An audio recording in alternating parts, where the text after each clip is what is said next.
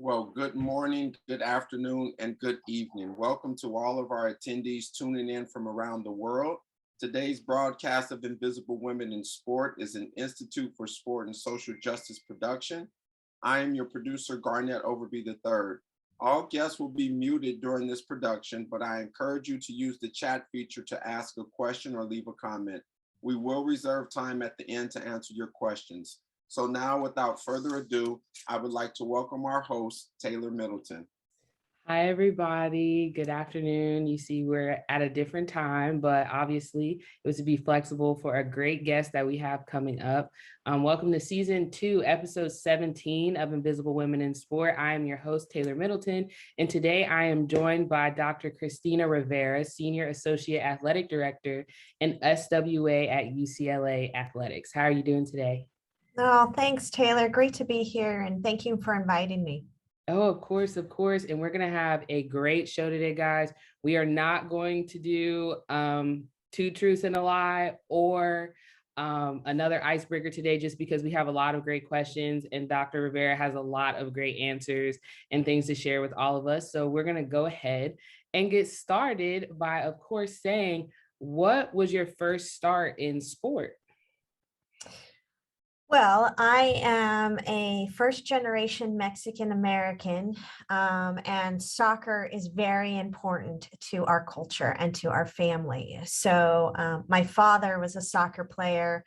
And so from a very young age, I have wonderful memories of being in the backyard, playing soccer with him and my siblings and my uncles and my grandfather coming over, and they had no problems hip checking me into the wall and shooting as hard as they could. They wanted to make me tough from the beginning. So soccer, we say, sort of you're born into the soccer culture. Mm-hmm. So then how was that for you transitioning into college when you started there? Well, you have to remember, back in the mid to late 90s, soccer was still really new in our sort of community.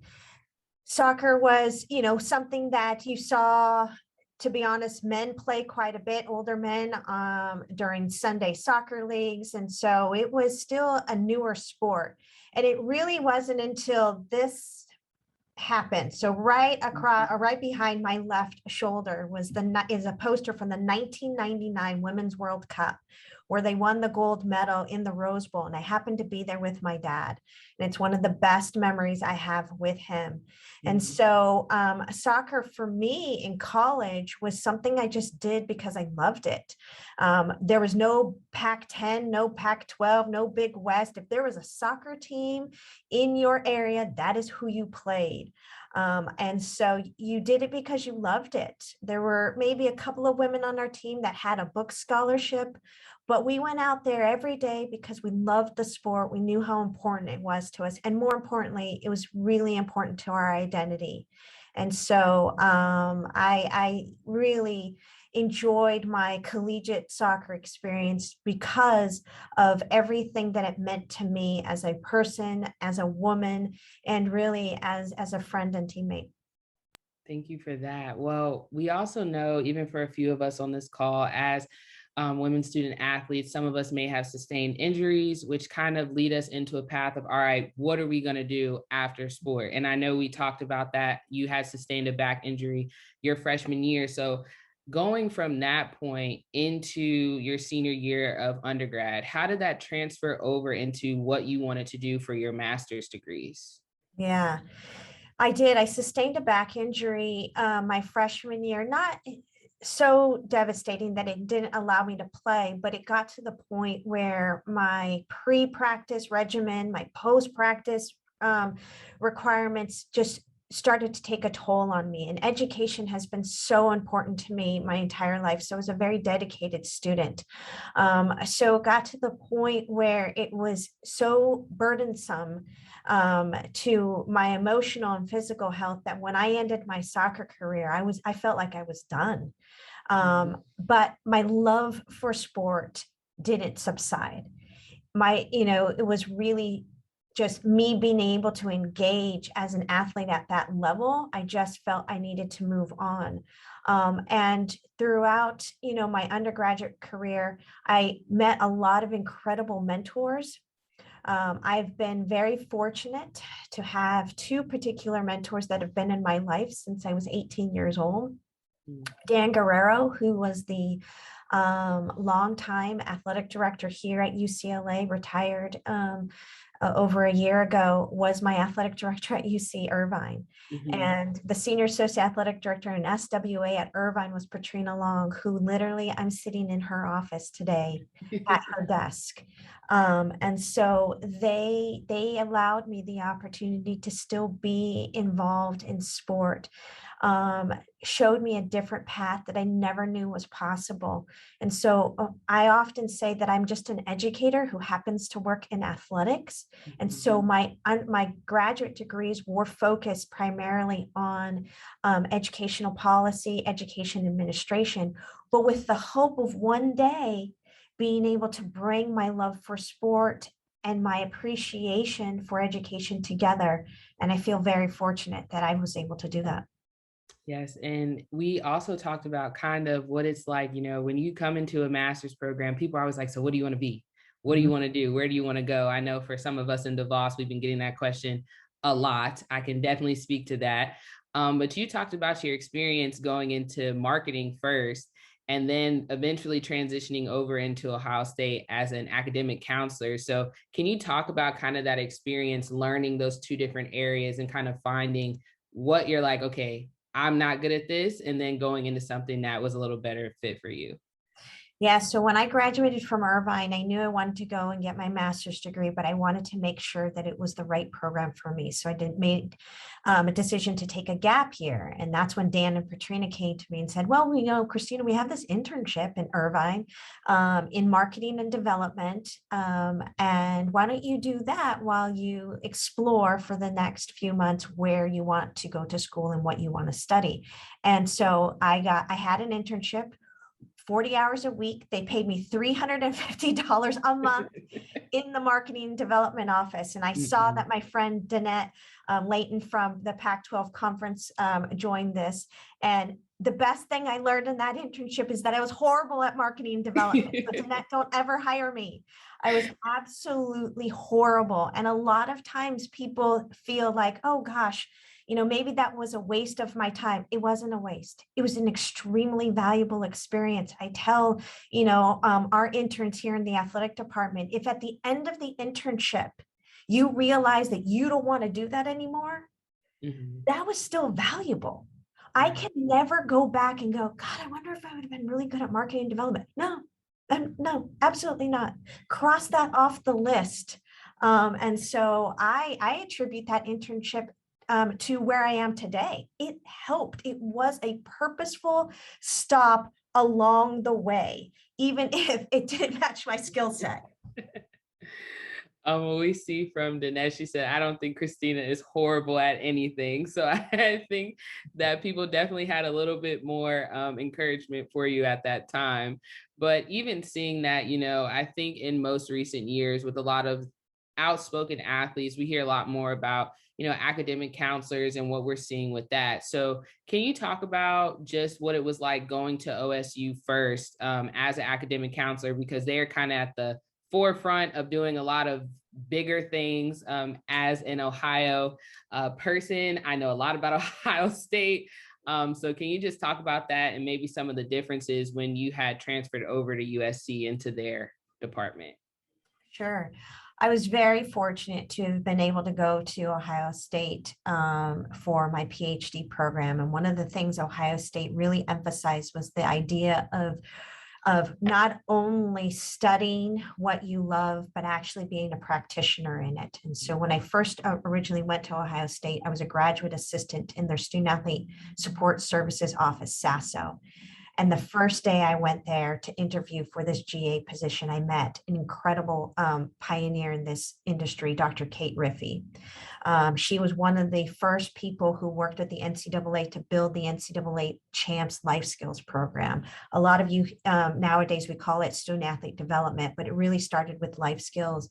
And I do believe they are at the forefront. They understood the importance of supporting our student athletes in their educational experience as much or even more than their athletic experience. And so it was very eye-opening. I came from Irvine. We didn't have any of these supports. I then went to a master's program in the Ivy League. And the Ivy League, their relationship with intercollegiate athletics is a little bit different. So then to go to Ohio State, one of the biggest athletic departments in the country, who really decided to be proactive about the level of support needed to ensure that our student athletes graduated and they became lifelong learners. So that entire experience from going from GA to academic counselor was one of the best preparations in order to move to USC. I loved Ohio State. I never thought that I never had intentions of leaving there, but I'm a Southern California girl. And when the USC job popped up, I knew I had to give it a shot to be able to go home. And so when I went to USC, I really felt very prepared for the experience that I was about to engage in. Institutions have their own unique approaches, they have their own unique style, but it's still the same mission.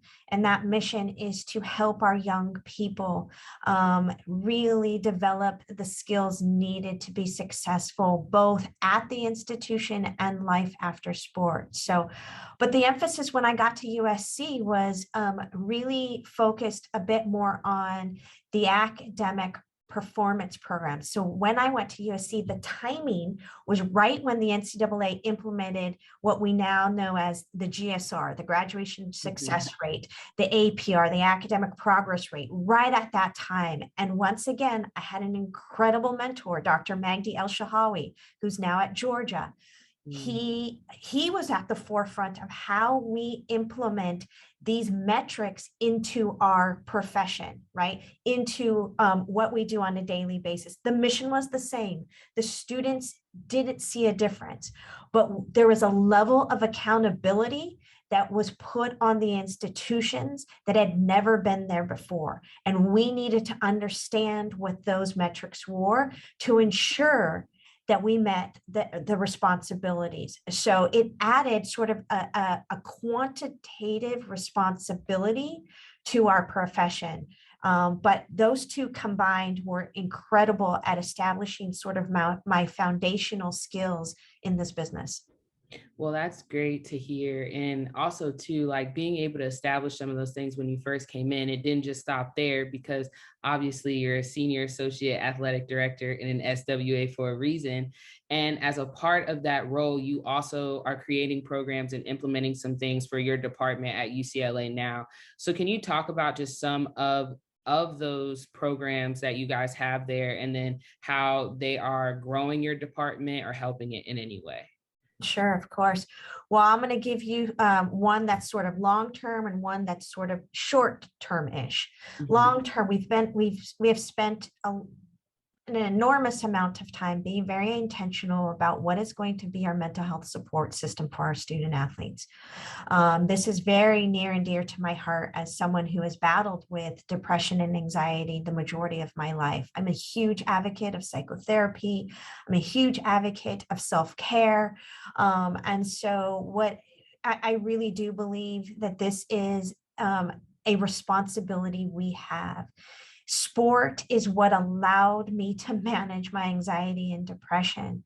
But sport also, we know, can have a direct impact on a young person or an adult's mental health. And so we established a mental health task force many years ago. I have to be honest, I felt as if we were behind the times.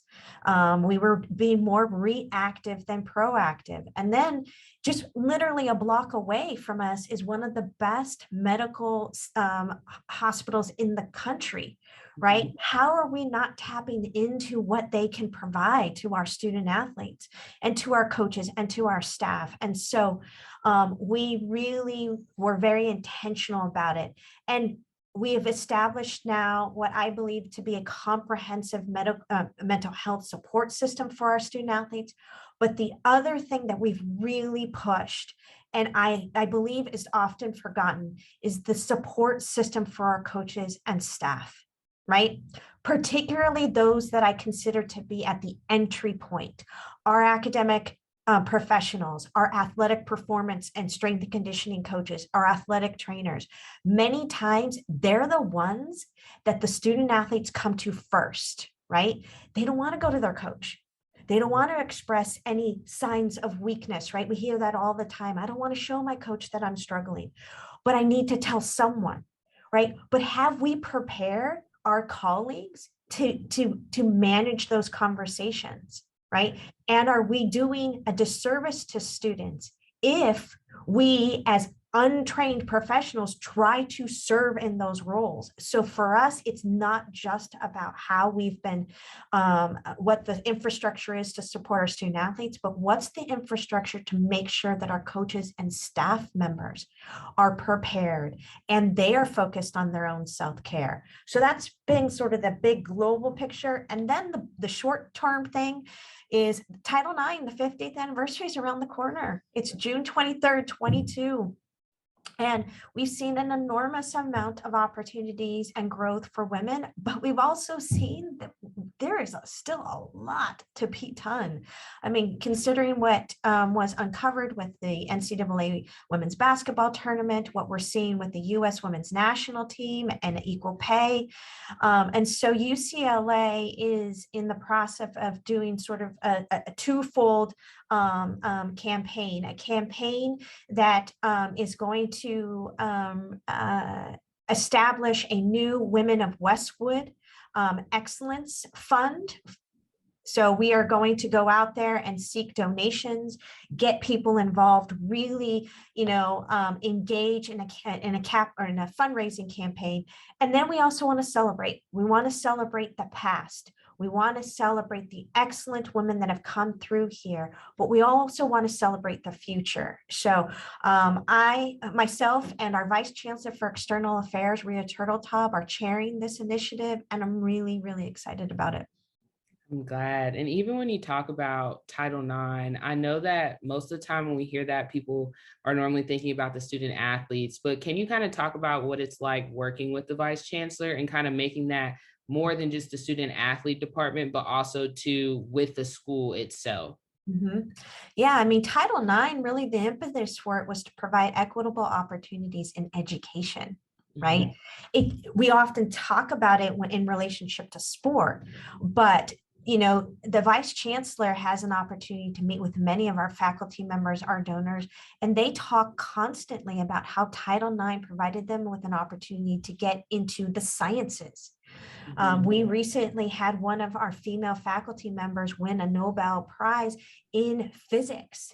And when Rhea was speaking to her about this, because they're close friends, she attributed Title IX to her ability to actually become a physicist.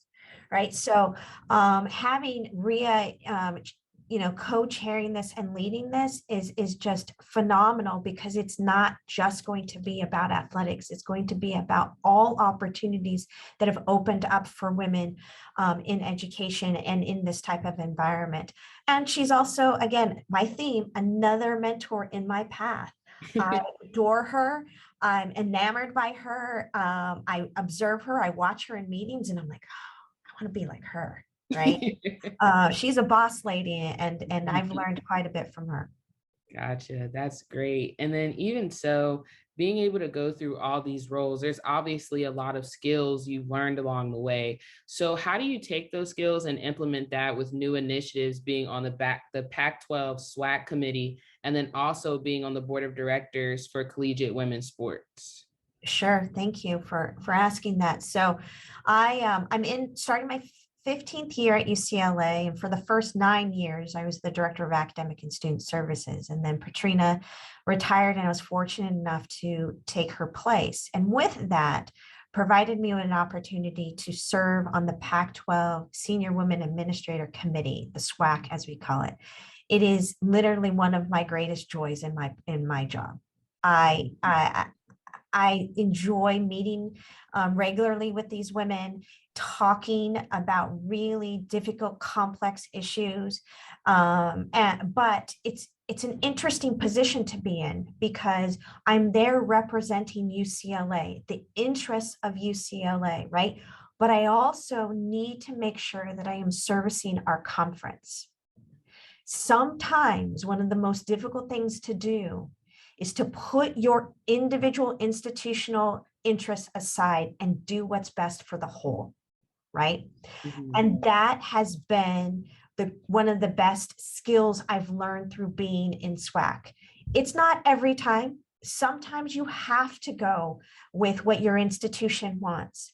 But being able to do something that allows me to go outside of just UCLA has challenged me, but it's been a great skill that I've needed for other opportunities, like the Collegiate Women's Sports Award. I'm on the board of directors for that. Many people know it as the Hondo Award, right? So we've been very fortunate. UCLA has some extremely talented female athletes, and I am part of the voting process. And I have to be able to put aside my interest in only voting for, my UCLA student athletes or even our Pac-12 student athletes, and sit back and evaluate fairly and objectively who is deserving, who has earned this. And then it's also going to be really helpful. I just started on the NCAA Student Athlete Experience Committee. I've only been in 2 meetings, but that skill of evaluating what's best for the whole consistently comes up there, right? Because the Student Athlete Experience Committee is for the entire Division I. And that the spectrum of schools within Division I is very wide. So I've definitely learned a lot. That's great. And even it made me think when you're talking about that, being around all those women, Cheryl Wong actually said in our last show how she's ready for the new wave. And we're seeing a lot more women coming into the industry and really taking over. So what do you see for that? And then even, I know that you participated at the Cal Symposium because you won a scholarship there. So can you kind of talk about that and seeing that new wave for women at the same time? Sure, absolutely. Yes, we are. I think we're in an era where women have the ability to really have their voices amplified. But I think we need to do that in 2 very distinctly different ways. We need more work done at the global level. The Institute for Sport and Social Justice is a perfect example of this. This podcast is a perfect example of this. We need women's voices amplified at the highest level. So yes, I was just in New Orleans at the CALS Symposium, and that was because they implemented a female executive scholarship program. They recognize that this symposium has been going on for 10 years, but there weren't a lot of women in the room. Right? Let's be honest. And there weren't a lot of people of color in the room either. And so they were very intentional about creating this scholarship program to get more women to come and participate. Same thing. I'm part of the inaugural Lead One Diversity Fellowship Program. Lead One has been very intentional about how they want to incorporate more diversity into their organization, more diversity at the executive level. We need that to continue. But equally as important, we need a grassroots effort. I individually need to be responsible for bringing up more women, right? I need to deputize them to do more. I need to give them shadow opportunities. I need to mentor them. I mean, think about all of the women I've mentioned just in our short time together that have pulled me along. It is now my job to do that, right? It's my job to bring more women to the table. It's my job to amplify their voices. So we need big organizations to make really intentional changes, but we also need that grassroots one by one by one, bringing women along, bringing people of color along, so that when we have the opportunity for our voice to be heard, we're not alone in that. We have our teammates behind us, on the sides of us. So I take that very seriously. That's great. And even thinking about that, we're seeing more women in these high level executive positions. And it's really great. I know for me, I really enjoyed that. But I know one thing that always comes up is like, okay, how do you balance being a wife and a mom and work? And, we don't really typically hear those questions for men. So how do you do that for yourself, being a mom, and then also being in the position you're in at UCLA and also being a wife? Yeah. Well, when I was a younger professional, I always was like, oh, what's going to be my work-life balance? And how am I going to better have a balance between work and life? And I learned a few years back that it's absolutely impossible. To have work-life balance, to me, is unrealistic to me. I would prefer to have work-life harmony, work-life integration. I am the type of person that I can't shut my mind off. I wake up in the middle of the night thinking about work, but I sit at this desk thinking about my son. They're not exclusive to one another. That's why work-life balance has not been something I've been trying to achieve, because to me, that means work is work and home is home. I don't function that way, right? Similar to people who are like, well, don't take it personally. No, I take it personally, because I bring everything I have to work every day, and I bring everything I have to my home life.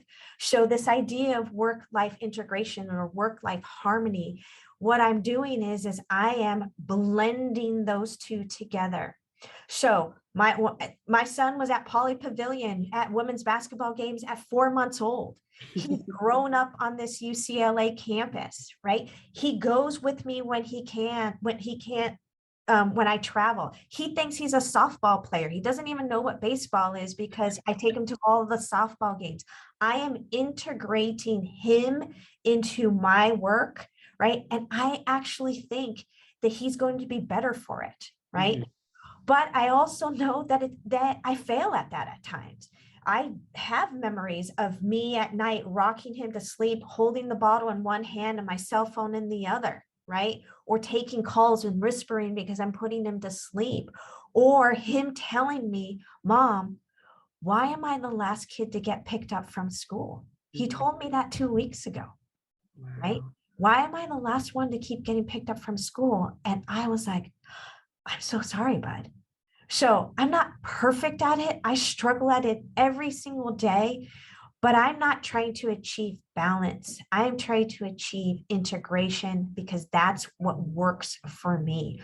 When it's harmonious, that's when I know it's going well. When he feels like I'm paying attention to him, when my wife Angela feels like I'm present in our conversations, but when I also feel fulfilled at work and I'm not constantly worried about what's going on at home.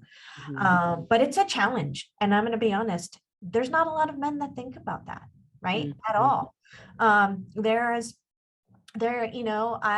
very fortunate though to have had male bosses, right, that have been allies. We need our men to be allies, but in order to be an ally, you actually have to accept that there's a difference. Yeah. Right? You have to accept that there's a difference between being a mother and being a father in terms of the way that our leadership approach it in the workplace, right? Right. In the workplace, we have yet to evolve in our definitions of parenthood, right? And so I'll give you just another quick example. We have a male assistant coach. He's married to a former student athlete of mine. They just had a child. They were walking in together as I was walking with them about 3 weeks ago. And my former student athlete who just became a mother said, hey, Christina, is there a breastfeeding room inside of here? And I was like,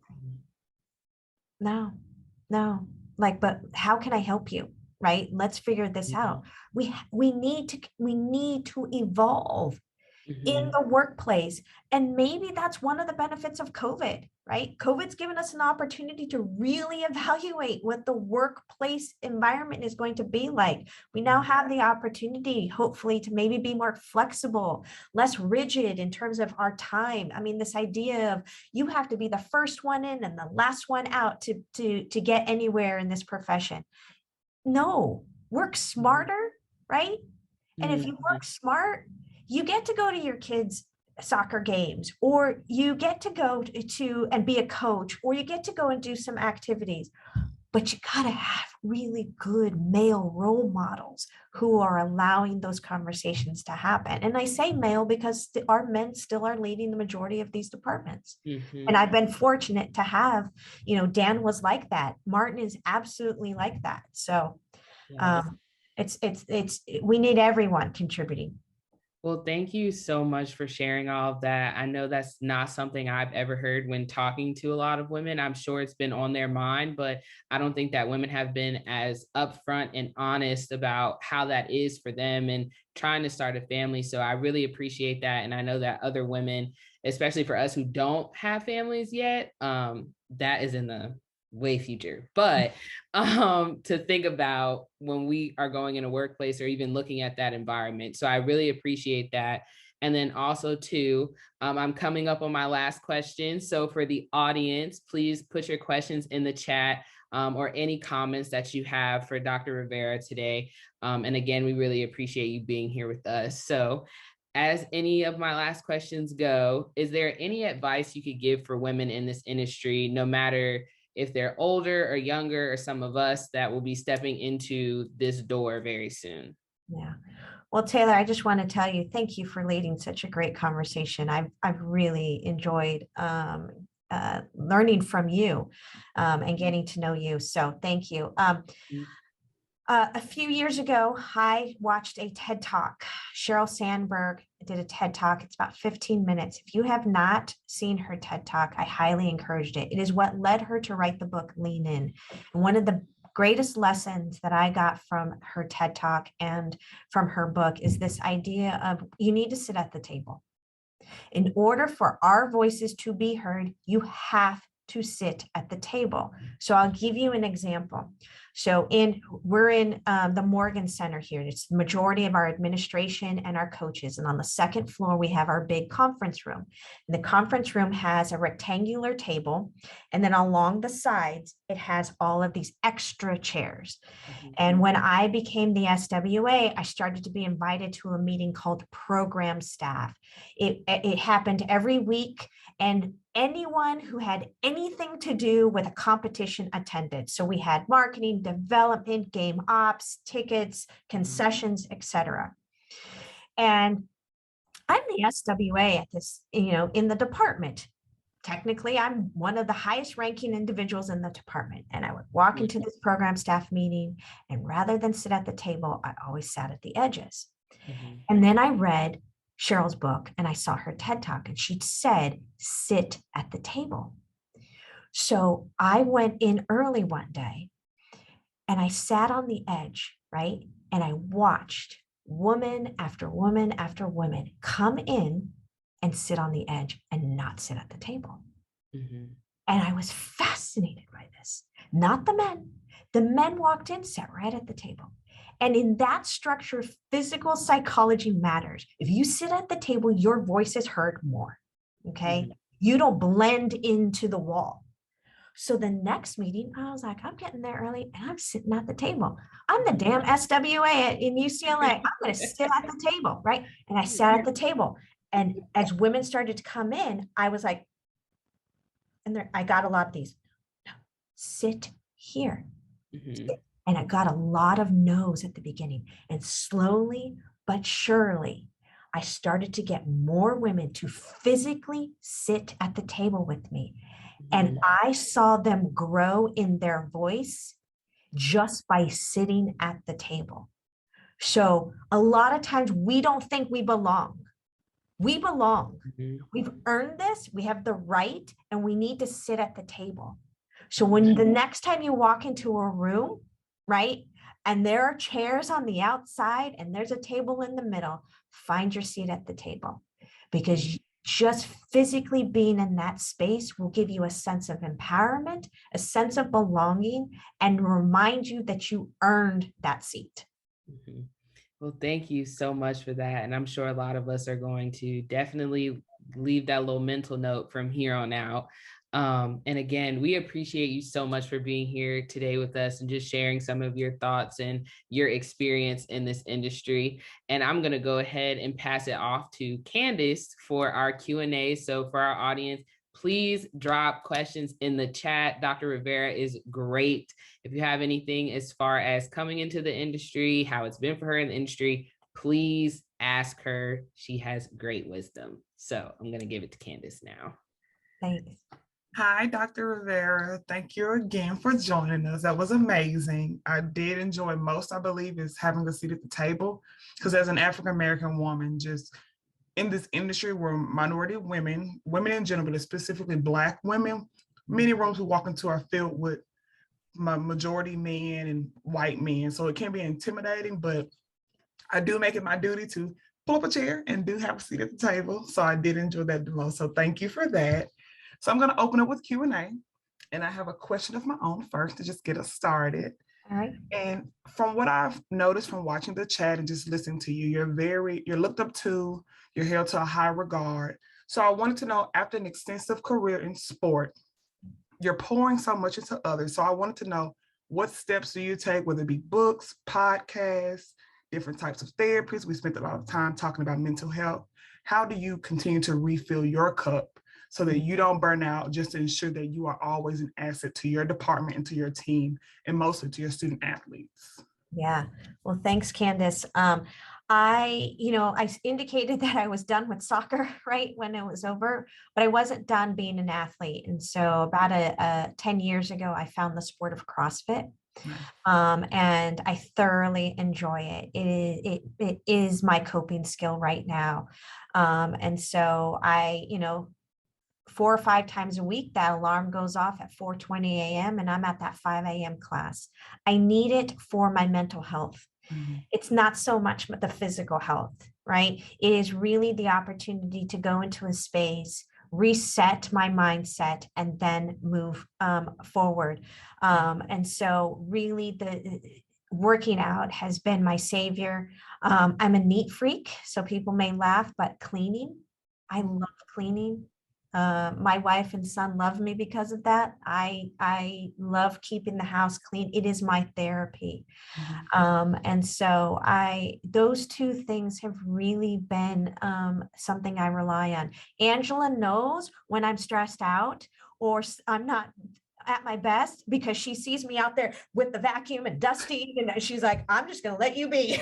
Just go clean away. So yeah, those are two things I really rely on, because it gives me an opportunity to reset my mind. Absolutely. And it's actually funny you say that, because we featured Cheryl Wong last week and she actually said the same thing. Well, I'm not surprised. I love Cheryl, and Cheryl and I share, I think, a lot of things. So I'm not shocked that Cheryl and I had the same answer. Absolutely. So I'm going to go to our Q&A in the chat now. So the first one comes from one of our producers, Matt. His question is, Dr. Rivera, talk about the importance of having a seat at the table in order to impact policy. Mm-hmm. Yeah, I mean, again, it's about being able to amplify your voice, right? So, and it's ensuring that you are also actively listening, right? You can, in addition to, if you sit on the outside, in addition to sort of drowning out your voice, you can also be perceived as you are not interested in being present, right? So being at the table allows you for your voice to be heard, but it also allows you to actively listen and stay engaged, so that when you do speak, what you're talking about, right, is contributing to the conversation. I know there are times in which maybe I'm not so present because I might be sitting in the back of the room, right, or off to the side. It really serves two elements, the listening and the contribution. Absolutely. Thank you for that. Our Mhm. next question comes from Iane. She's one of our graduate assistants and one of my classmates. And her question is, are there any books you've read that you feel help you with your professional and mental development that you can recommend to our listeners?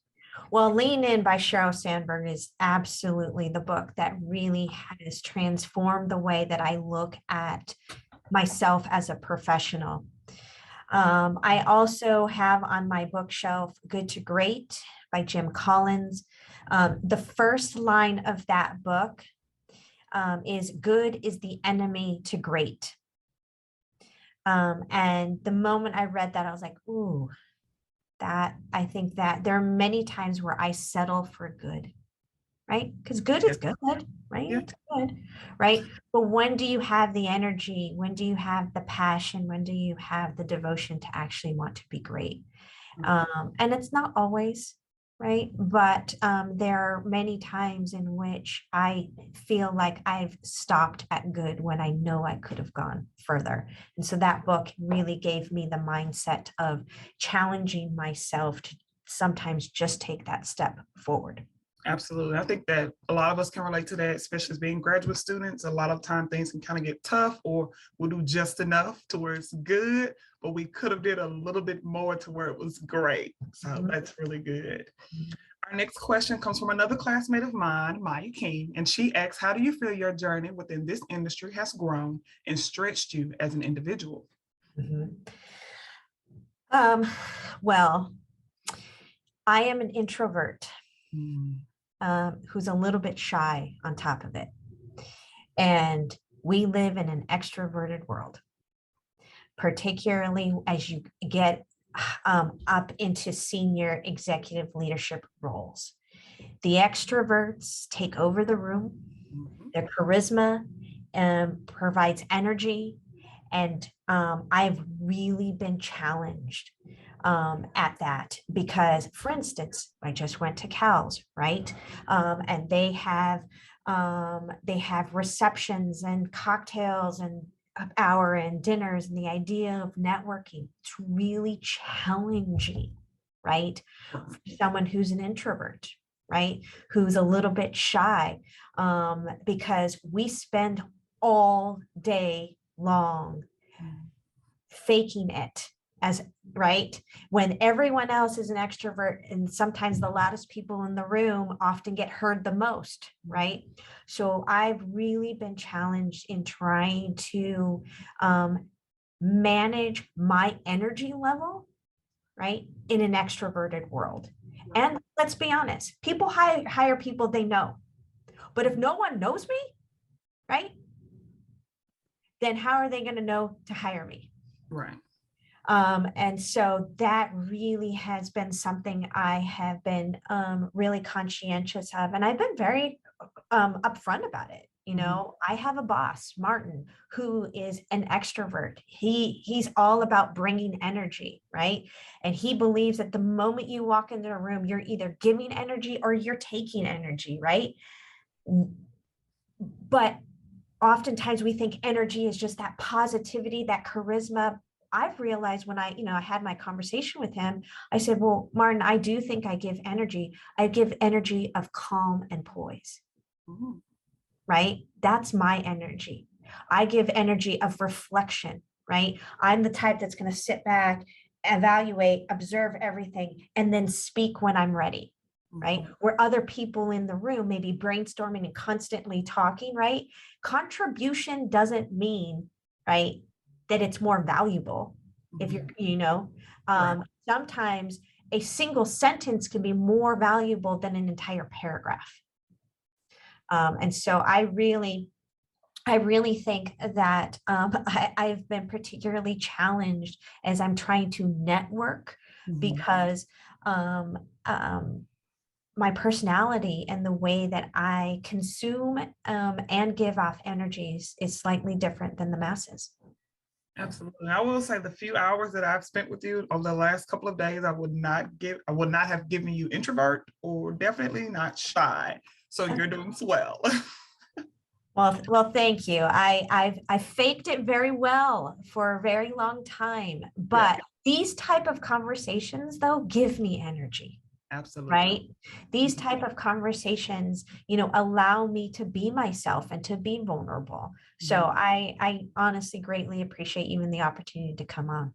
Yeah, not a problem. Our next question comes from our producer, Mr. Garnett, and he asks Dr. Rivera, what are some training tips for coaches or mentors to move away from using terminology like mental toughness, realizing that these type of phrases suggest mental weakness?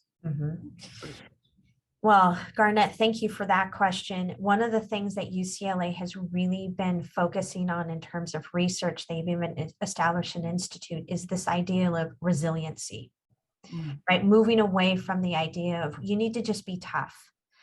No, we need to teach you the skills to be resilient. You are going to fall. You are going to fail. And because of that, sometimes people perceive that as feeling weak, feeling incapable. But what we really want to teach our community is how do you get yourself up when you fall? And that really is the foundation of building resiliency. So I've caught myself a few times telling my son when he's fallen, oh, get up, just be tough, right? What I need to be teaching him is, you know what? Let's talk about what does resiliency mean? It's okay to fall and then feel weak after you fall. But then what are you going to need in order to get yourself back up? And to make sure maybe the next time you do something differently. So I would love to start moving away from this idea of toughness to this idea of being resilient. Absolutely. Thank you for that. Our next question comes from Erica Lavender, and she says, first, thank you, Dr. Rivera, for your vulnerability and honesty. And you were missed at Ohio State for sure. Can you talk more about how you or UCLA is creating the infrastructure to equip academic support staff, athletic trainers, and sport performance staff about mental health? And if you were to turn that into a possible dissertation study, what would be your question? Well, Erica, it's lovely to see you. I definitely miss you, and it's wonderful that we get to connect in this way. I talked a lot about that mental health task force and being intentional. One of the other things, and in addition to that, we've also tapped into, UCLA Medical Center and all of the medical providers and experts there. But we also have really tapped into our on-campus services. Dr. Nicole Green is our director of counseling and psychological services. She's been integral into how we've gone ahead and moved forward with training our coaches, our staff, our student athletes. But the one thing that I think that we haven't done yet is we haven't really mandated this type of training. We mandate sexual violence, sexual harassment training because it's important. Why aren't we putting that type of emphasis into what we're doing here? So I really think that the next phase of our program and our infrastructure has to be some level of mandatory trainings on an annual basis. And there needs to be different levels of training. Our young coaches have a different mindset than our more veteran coaches. What do I mean by that? Is our younger coaches may have come up in an environment where mental health was spoken about a bit more freely than, let's say, some of our veteran coaches. They may have taken courses. They may have interacted with their counseling and psychological services office while a student, right? Some of our veteran coaches have grown up in an environment where toughness was it. Just get up, right? You don't talk about being weak. So the other thing besides mandating is meet people where they are, right? We have to tailor our trainings also to where people are at, and realizing there's still a very wide spectrum in people's understanding of mental health. And so I really look forward to talking to our medical professionals, talking to Dr. Green, working with Martin about what is the infrastructure going to be like moving forward that requires us to pay attention? Absolutely. I hate to say it, but keeping things voluntary at times, people just get busy, but I'm in season, I'm this, I'm that. Well, if we're going to be intentional about it, we need to require the conversation. Absolutely. And I will say in college, I had one of those veteran coaches. And I think I might have been in the last class that was able to decipher her messages, hear the message, not the tone. And it was interesting to see her even grow and develop when I was there through 2 more classes came behind me, and seeing how she changed her mode of communication and just see her grow and develop as a coach.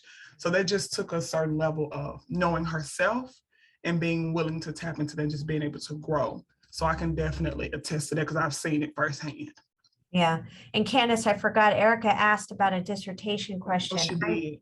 Erica, I would really look into this idea of resiliency. I think Garnett's question is excellent, right?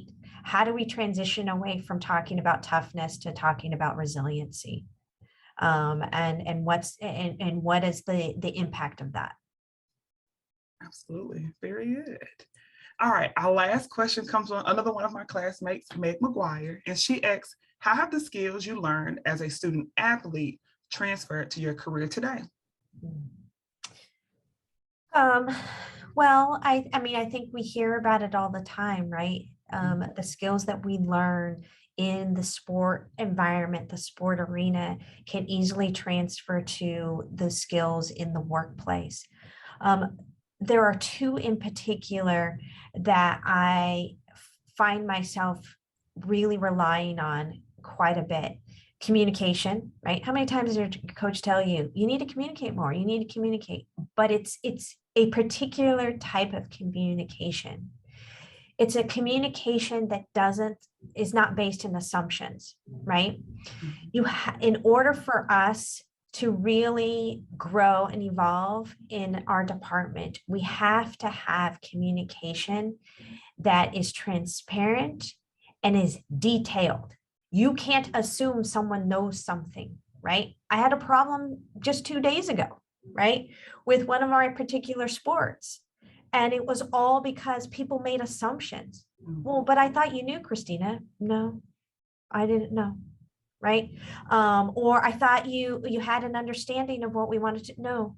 So particularly in the sports, right, arena, if you just call someone's name, like in soccer, Candace, there's a big difference between Candace, and Candace to your right. Right. Exactly. Candace to your left, right? Coaches talk about that all the time, right? So we can't make assumptions. You know what I mean when I'm just calling out your name, right?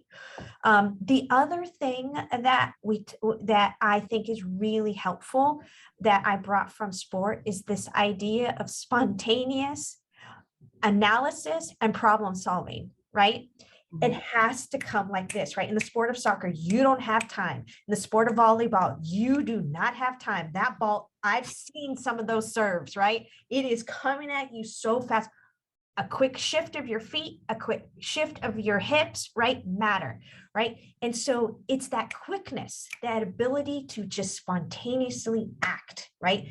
And evaluate. But it takes a tremendous amount of sort of knowledge foundation to be able to do that. You can't shift when the serve is coming to you at that speed if you don't have the foundational skills. But problems come so fast in athletics and in probably any job, right? But they come so fast. You have to be able to be quick on your feet, analyze the problem, find a solution, and go. But you also have to know when to slow down. And that's a skill I have not mastered. When things speed up, I tend to speed up with them. And what I'm learning is when things speed up, sometimes I have to slow down, right? I was able to do that maybe more when I was a younger professional, not in this seat. I can't do that in this seat. Remember, because I'm supposed to be calm and poised. Right. And sometimes I react too quickly, right? And it might lead us down the wrong direction. Absolutely. Well, that concludes our Q&A. And thank you again, Dr. Rivera. Your time with us has been awesome. And I'm going to throw it back to Taylor. Yes, thank you so much for those last words. I know as you were talking about when things speed up, you speed up with it. I'm like that. And then I get overwhelmed. And then I have to be like, okay, sit down, map everything out and see what's really important at the moment. And so now I've been trying to like hone into all of that because balancing internships and graduate school, and we're like in our last semester, everything is a group project. I feel like random things keep popping up and I have like no control over it. So I definitely like that you said when things speed up, like you don't always have to go with it, like rebalance and focus. So thank you again for just being here today. You said so many great things that I'm sure a lot of women and the men on this podcast have been able to take back with them and think about and implement in their workspaces. So thank you again for just being here with us. And I know our audience really appreciated it. Well, thank you, Taylor. Thank you, Candace, Garnett, Matt, everyone. I just feel honored that you reached out, and so happy to help anytime. Thank you. We're going to go ahead and close out then with that. So once we get things rolling, everyone tune in on October 21st at 2 p.m. for episode 18. We are almost at the end of season 2, guys. It's coming so fast. I will be speaking with Natasha Oaks. She is the Executive Senior Associate AD, the compliance and SWA at North Texas Athletics. That is a lot of things to be doing. Also follow us at Institute SSJ on Twitter, Facebook, LinkedIn, and Instagram. We also want to thank you for all of your support of Invisible Women in Sport. We are a nonprofit organization with other programs that impact various social justice issues. Please use the QR code to support us with a financial gift as we continue to change lives through the power of sport. Also, those links will be provided in our chat as well. And then thank you again to our guest, Dr. Christina Rivera, for being here with us today, our producer, Garnett L. Overby III, our senior advising consultant, Matt Edelson, and our graduate assistants, Larissa Campello, Maya King, Candace Martin, Iane Miranda, and Olivia Wiggins. Again, a special thank you to all of our guests who have been here with us today. We really appreciate it. Again, please follow us on all social media platforms. If you want to listen again, we are on YouTube, Apple Podcasts, Google Podcasts, and Spotify. Follow us at Institute SSJ, again, on any of our social media platforms to stay up to date on more content. And then again, please tune in for our next show on October 21st at 2 p.m. with Natasha Oaks. Again, viewers will continue to need your feedback of Invisible Women in Sport to make it the best it can be. So following today's episode, you will receive a short survey. Please complete and submit it to us. We are still receiving inquiries for connections to internships. So if any women on the call have any connections with internships, please send it to our producer, Garnett Overby at goverby@ucf.edu so we can send those out to the people reaching out to us. And again, tune in on October 21st for our 18th episode with Natasha Oaks. I'm your host for Invisible Women in Sport Zoomcast, and see us now. There we go.